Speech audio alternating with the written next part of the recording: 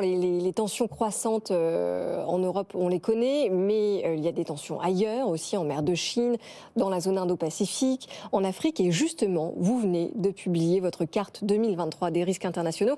Bon alors, sans surprise, au niveau du palmarès, l'Ukraine est passée au niveau de risque extrême. Mais vous le dites aussi, la crise a eu un impact sur les régions limitrophes. Quels sont les risques qui attendent les entreprises en 2023 ? Donc on publie ce rapport chaque année qu'on fait avec Ipsos Mori et on interviewe 1200 experts de sécurité d'entreprises à travers le monde, dans 108 pays. Donc ça nous donne une image assez globale. Et l'idée justement, c'est d'avoir une vision sur l'ensemble des problèmes à travers le monde. Alors, la première constatation, c'est qu'il y a une augmentation des crises, et je dirais même qu'aujourd'hui on parle de permacrise, c'est-à-dire qu'il faut s'adapter à la notion de crise permanente.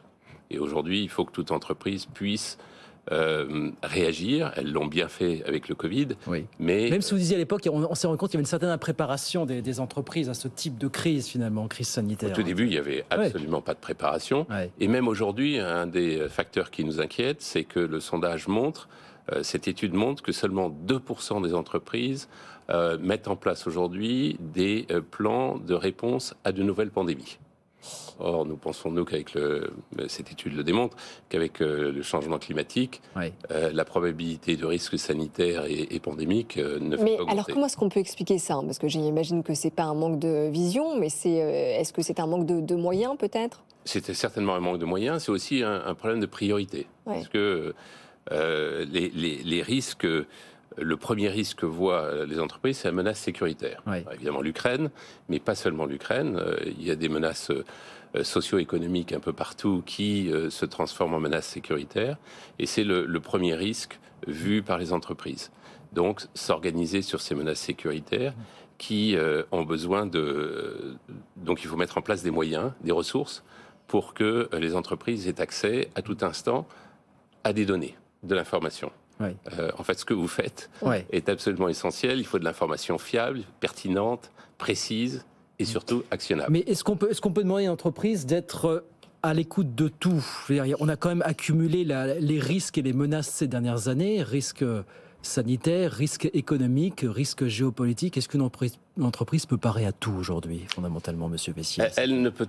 C'est l'accumulation assez incroyable des chocs depuis 2 ans, 2-3 ans finalement. Oui, mais je crois qu'il faut considérer que ces chocs sont là pour durer.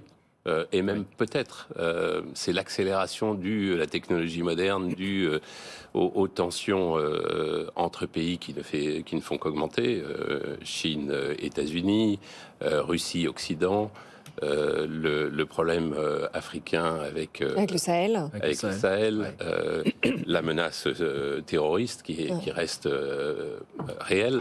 Donc le problème de l'instabilité est aujourd'hui la normalité. Donc oui, les entreprises doivent accepter de s'organiser pour fondamentalement pour faire face à l'imprévisible, faire face à ce qu'on ne connaît pas. Alors, on connaît les crises passées, mais il faut être organisé pour les crises futures. Et finalement, quels sont les défis que vous avez à relever, vous, au quotidien ? Et quelles sont les thématiques sur lesquelles vous sensibilisez les entreprises ? Alors nous, et comment vous y répondez ? Voilà, c'est aussi la question qu'on parlait de nous. Nous, on a donc 12 000 collaborateurs à travers le monde. Un petit millier d'analystes santé et sécurité qui, en permanence, génèrent de l'information santé et sécurité. Par exemple, on avait conseillé aux entreprises de quitter, d'évacuer leurs expatriés d'Ukraine 12 jours avant le début de la guerre. Donc notre métier, c'est de publier cette information et leur donner une information la plus pertinente de façon à ce qu'elles puissent continuer à opérer. Le but, c'est de ne pas les empêcher d'opérer, au contraire, c'est de les aider à opérer.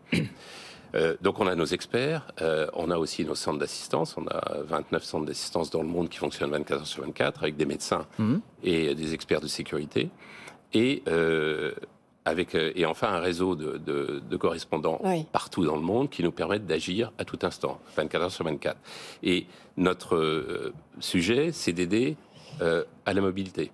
On voit aujourd'hui que les gens qui voyagent font appel 2 fois plus à nos services qu'ils ne le faisaient avant le Covid. Et le voyage aujourd'hui est revenu à un niveau de 83% du pré-Covid. Aujourd'hui ? 83% aujourd'hui. Donc c'est remonté très vite.